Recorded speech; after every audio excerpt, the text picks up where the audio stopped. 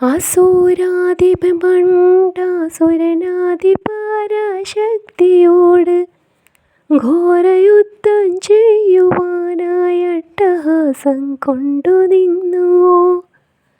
അട്ടഹാസം കണ്ട ദേവി മന്ദഹാസത്തിൻ പൊഴിച്ചു. മണ്ടനോ നീ ശക്തി എന്നെ വെല്ലിടാനായി. ദിവ്യാസ്ത്രപ്രഭയാലെ ഭണ്ഡാസുരൻ സൃഷ്ടി ചെയ്തു. കോടി കോടി അസുരശ്രേഷ്ഠ ദുഷ്ടന്മാർ അതിൽ ജന്മം കൊണ്ടു. ഭണ്ഡാസുര ദുഷ്ട സൈന്യം ദേവി തന്നെ ശക്തി സൈന്യം. നന്മ തിന്മകൾ രണ്ടും തമ്മിൽ ഘോരയുദ്ധം നടനമാടി. സർവവിദ്യാരൂപമായ വേദത്തെയും കവർന്നെടുത്ത് മേധുരനാം ഹയഗ്രീവൻ ജലധിയിൽ ചെന്നൊളിക്കേ.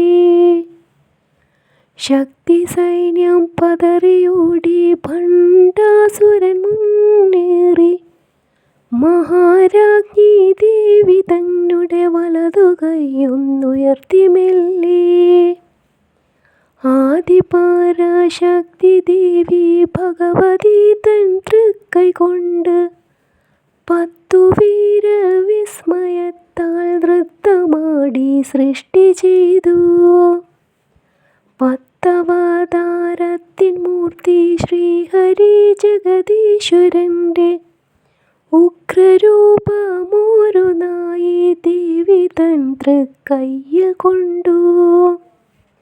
വലതു കൈയിലെ പെരുവിരലിനഗ്രമാം നാഗത്തിൽ നിന്നും മഹാമത്സ്യമൂർത്തിയായി നാരായണൻ സൃഷ്ടി കൊണ്ടു.